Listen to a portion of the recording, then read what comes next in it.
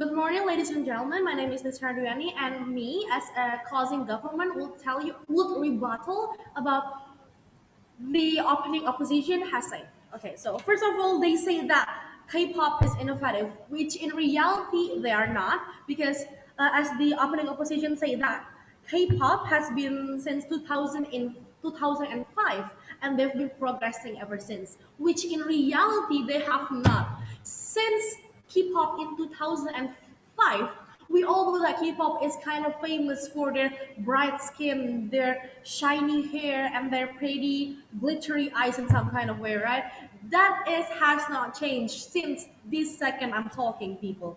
So I would say that the innovative part that opening opposition has said is not true. Second of all, they say that K-pop is more focusing in emphasizing skincare and beauty within themselves, which actually is not, because the skincare they are selling, the skincare they are promoting is a skincare to make your skin brighter, to make your skin look lighter, which in reality some of part in Asia has a really brown skin, and that's actually is pretty in some kind of. But then again, the K-pop industry does not make it look beautiful, because what they sell in the skincare product is something to make their face brighter.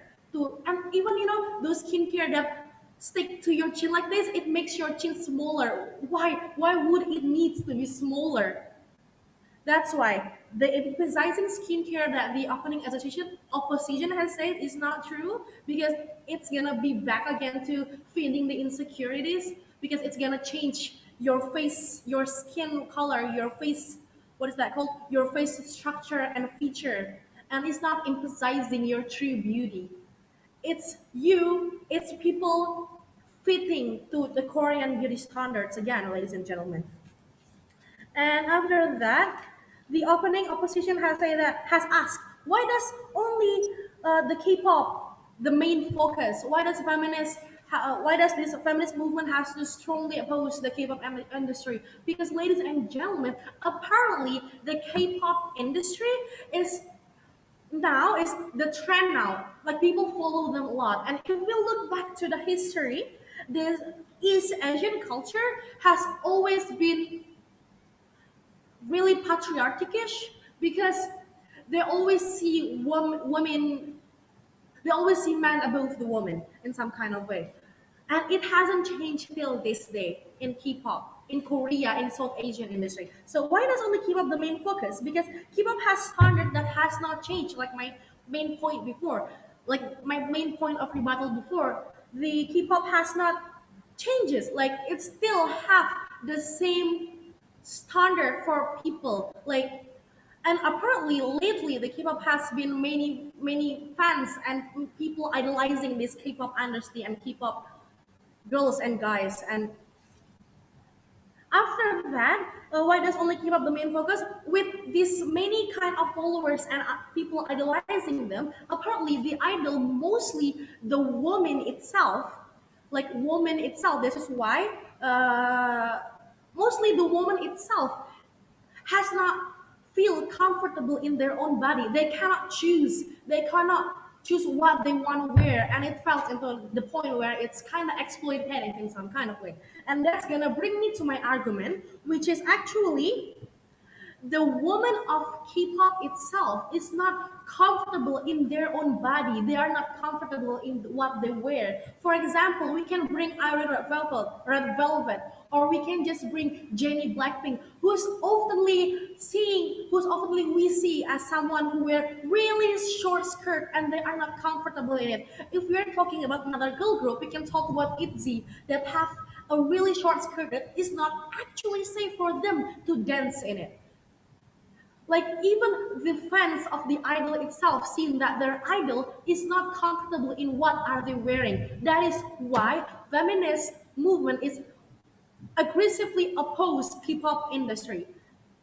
Meanwhile, the K-pop male idols can choose what they want to wear, because apparently the netizen of Korea, or the watcher of Korea that have a Korean beauty standard, K-pop beauty standard, really having a lot of demands on girl more than the demands on the male idol more.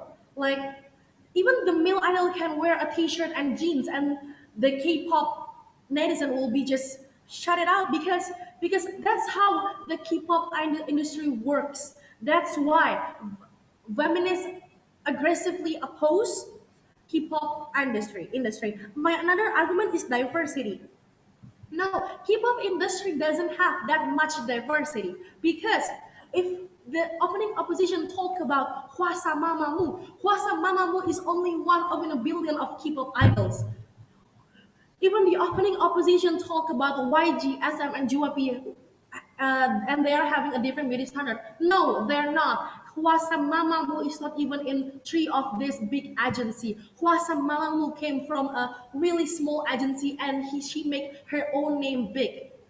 Like three biggest agency in Korea that the opening as a opposition has said is not having a diversity standard. They're all white skin, thin, underweight, I would say. That's why I say that diversity is not playing role in K-pop industry, and that is my argument. And after that, I'm gonna bring my other argument, which is gender inequality. Like I said before, that male and female idol get a different treatment.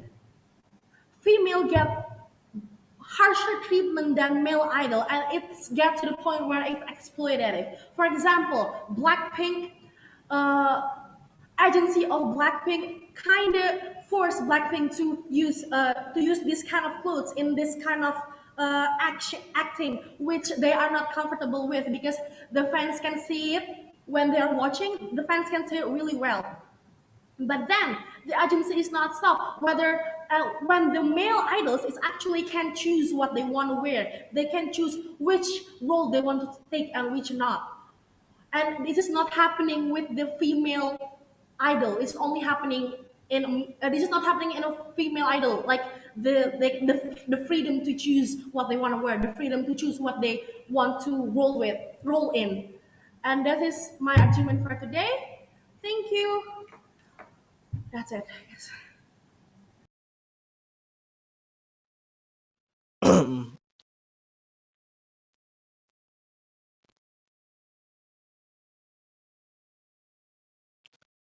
I'm going to start my speech in one, two, three. So, honorable judges, as the closing government, we wholeheartedly agree towards the motion. As the government whip, I would like to summarize the debate.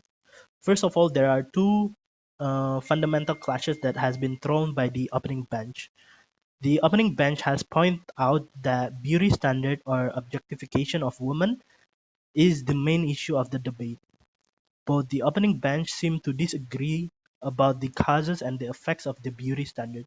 In our point, we would like to portray that feminist goal is to eradicate discrimination towards any gender, color, and appearance. And we think that it is justified for feminism to oppose K-pop industry, since K-pop industry oppose the idea of a diverse culture or idol. For an example, idol in today K-pop culture, idol need to look thin and white, while those who aren't will not be considered as an idol. We can evaluate these criteria upon hundreds of boy bands and girl bands that there are. You will eventually find that there is little or none diversity, and only a certain glorified standard that they choose to become an idol or uh, that exists in a K-pop culture. The opposition also argued that it is the will of the consumer and also the people to judge what is the beauty standard for K-pop. However, this is the problem of beauty glorification. Community such as this one that left unchecked will inherently causes clashes, problems such as haters towards people who choose different appearance, and then racism that always influence cultural differences, even to the point of suicide that becomes one of the factor from depressions and also social pressure.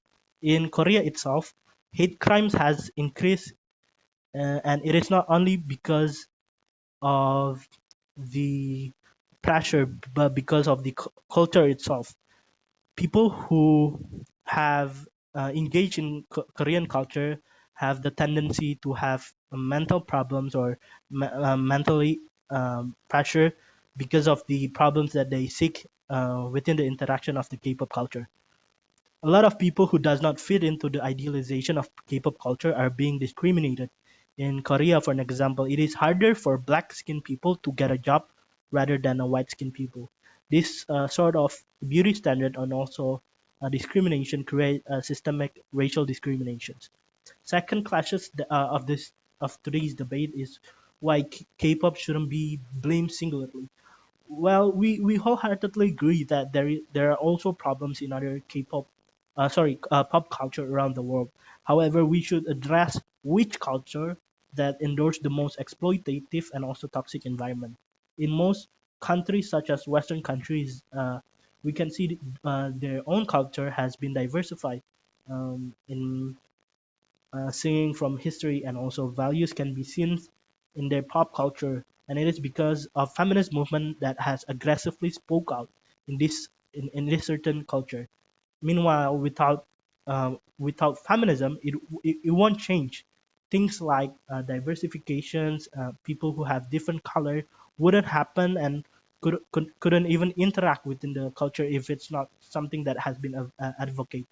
So, and in K-pop culture, seeing that there are strict objectification on people appearance, ideas, values, and gender and skin color, it is the inherent thing and also the right thing to do for feminist movement to speak out and actively engage in the K-pop culture because our goals is simple. By addressing the causes and problems in K-pop culture, we can advocate for change towards people who have different skin color, people who have different style of clothing, people who have different makeup and so on. And so we only see that changes can only be happening when feminist movement move and step up into the K-pop culture. And if it's not, K-pop culture won't change because essentially their only incentive is only driven by the people itself. People who only enjoy the criteria that in today K-pop culture has been overseen by a lot of people. If we keep this going, there won't be any changes in K-pop. Hence, this is why the crossing government proposed this motion to for feminist movement aggressively oppose K-pop industry. Therefore, we say thank you.